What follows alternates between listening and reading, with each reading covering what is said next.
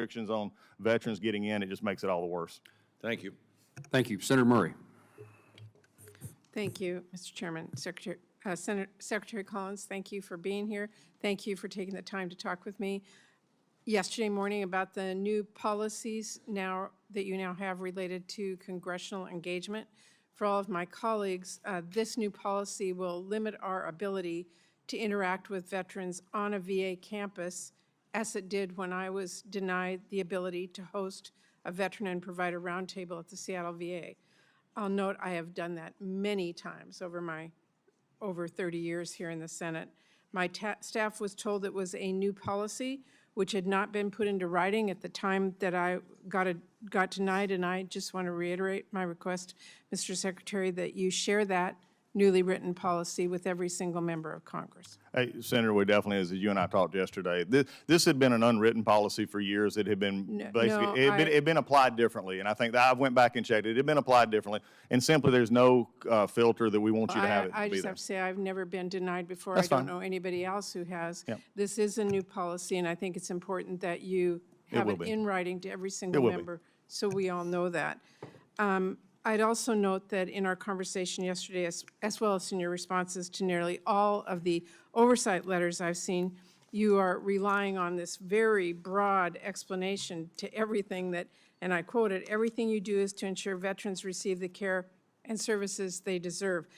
I want to take this opportunity, Mr. Secretary, to remind you the people on this dais, both sides, have the same purpose. Many of us have been doing this for decades. And oversight is both constitutionally required and it is critical for all of us to do our jobs. So with that in mind, I would ask you to rescind the memo from your Chief of Staff, which allows him to personally sign off on any proposed or planned engagement with any one of the 535 members of Congress, which really just stonewalls legitimate questions that we have. Yeah.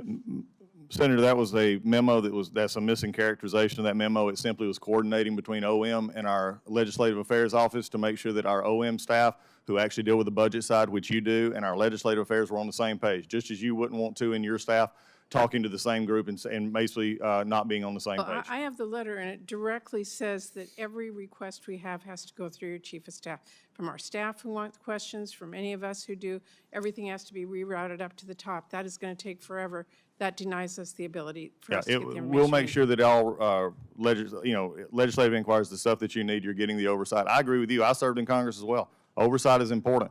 So but also getting you good information is important as well. I appreciate that. So is that letter no longer in place, no longer applies? That letter is the one that I'm familiar with, is letters to streamline information so we can get you actually information quicker. Streamline all the way to the top so our questions are never answered. That's how we all read it. No, that's not the way the letter is written, so it is. It's not the way the interpretation is. I would ask you to go back and look at it because, again, we have oversight responsibility. We all take that very seriously. I agree with you. We need those responses. We don't need weeks and months to go through all the way to the top and one guy sitting there deciding whether or not we get information. Well, there is no weeks and months, and that's the unfortunate part of the VA has been a bureaucracy issue. We're trying to actually streamline it to get you information. I have other questions. I mean this. I'd like you to go back and look at that letter and remind yourselves we all need the information. Thank you, Senator.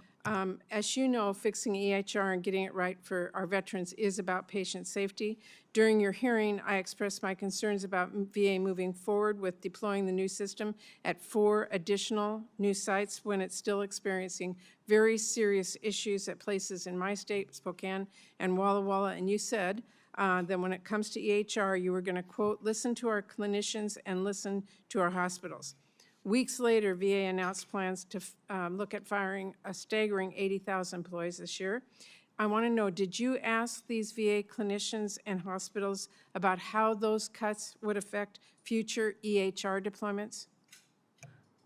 The issue of employment and EHR deployments are separate. We're not looking, again, I can't emphasize this enough, none of the reorganization that we're looking at deals with frontline workers or frontline employees that deal with everything from cleaning a bed to there. That was not my question. So yes, we've included it. Dr. Evans, who runs our program, we've incorporated this. He's been working the program for well over a decade. I have 20 seconds left.